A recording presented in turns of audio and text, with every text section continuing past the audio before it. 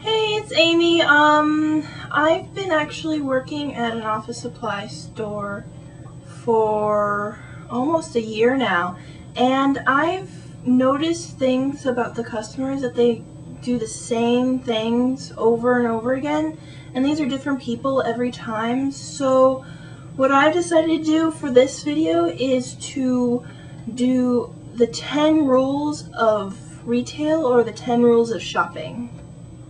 Rule number 1. If you make a really big purchase on a credit card, bring your ID card. If it's a driver's license, a passport, a military ID, I don't really care as long as it's a valid form of ID. No college or student ID cards, those won't work because those are very easy to forge. But I've had people come in and try and purchase $900 worth of office supplies, and they only brought in their credit card, which is kind of ridiculous when they should have brought in their ID. And you're not even supposed to walk around without your ID on you in the first place, because what if something bad happened to you and we have no clue how to identify you? So always bring your ID when you're using your credit card. Rule number 2. Employees are people too.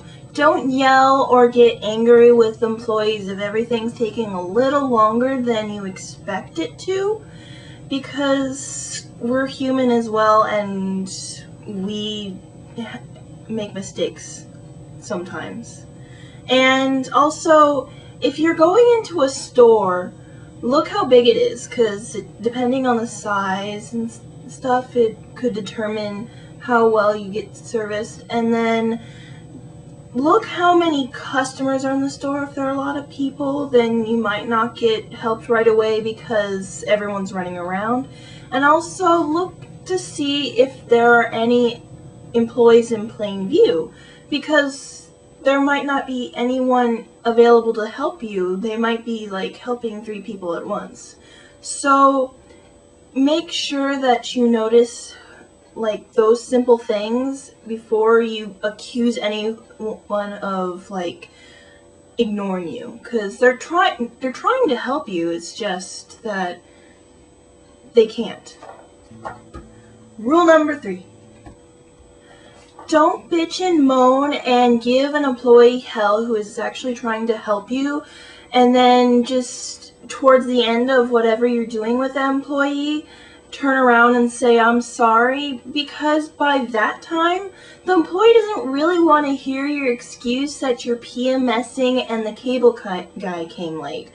So we don't really like you anymore, so just move on and just be the asshole that you actually are, and leave the store with a good frame of mind that you gave someone else help. Rule number 4.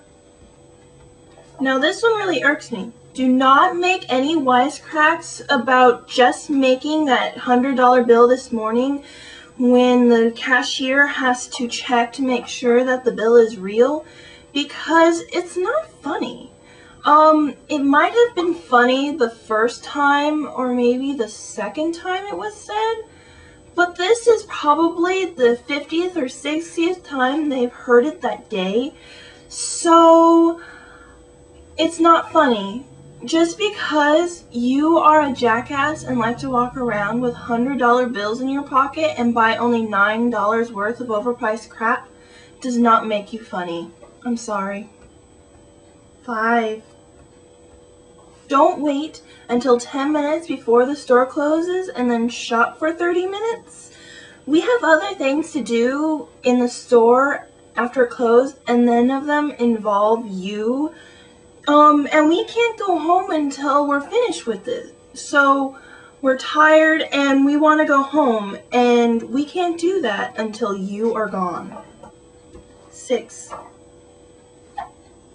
So this one might be more specific to office supply stores, but don't ask an office supply store if we have home and garden things, such as little labels that you stick in flower pots.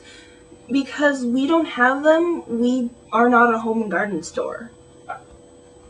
You might find random crap at office supply stores, such as umbrellas when it's raining, or lunchboxes when it's back to school time. But you will never find clay, you'll never find playing cards, and you'll never find big rolls of butcher paper, because we just do not have the space for that kind of crap. Pay attention to what kind of store you're going to, and then ask smart questions like, do you have pens? Where are your pens? Where are your labels? Where is your paper? Where is your printers? Oh my gosh. Number 7. If you see an employee wearing a jacket and walking really fast towards the front door, don't ask them for help, because they're on lunch and the clock is ticking. Number 8. Now when the greeter talks to you and says, have a nice day, as you're walking out of the store, don't walk up to them and lecture them on how horrible the store is when you just lectured the manager about saying how horrible the store is 2 minutes earlier when they were standing right next to the greeter, because they already heard it and all they said was have a nice day. They didn't give you an opening to pour your heart out to them, because they don't really care. They wanted you to leave because you never bought anything in the first place. So you did nothing for the store to make it better. 9. When you get to the register, get off your phone, because for one, it is extremely rude for both the cashier and the person who's on the other side of the line. And 2, the cashier has no clue who you're talking to half the time, because you're talking to 2 people at once, and the second person, the cashier, cannot see. And half the time you're saying yeah, and the person asks you a question. Both people have asked you a yes or no question, and who are you saying yes to? We don't know. And so if you get to a register, get off your phone or go away, because I'm not going to ring you up. 10. And now for the most important rule of all. Read your coupons. And this goes for the newspaper ads as well, because people don't read those either. The coupon might say 10% off in really big block letters, but it might not work on the item you want it to use it on, because it's not for that item. The fine print is a very useful thing to figure out what coupons are for. And also, some coupons might have expiration dates, so you might as well pay attention to those as well, because we're not going to honor the coupon if it's been expired for a week. I'm sorry, it's been too long. It's a lost cause. And if you don't read your coupons and try to use it on an item that won't work on, and the cashier points out that it won't work, and you turn to the cashier and say, what use is it then?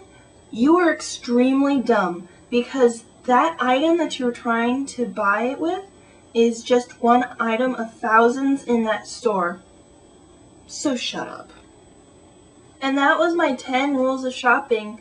So I hope that it has enlightened you, and I hope that you at least follow a few of them, like the important ones, like the coupons and the credit card and the $100 bill one, because those are the ones that really, really irk me. Well, I'll see you all later. Bye.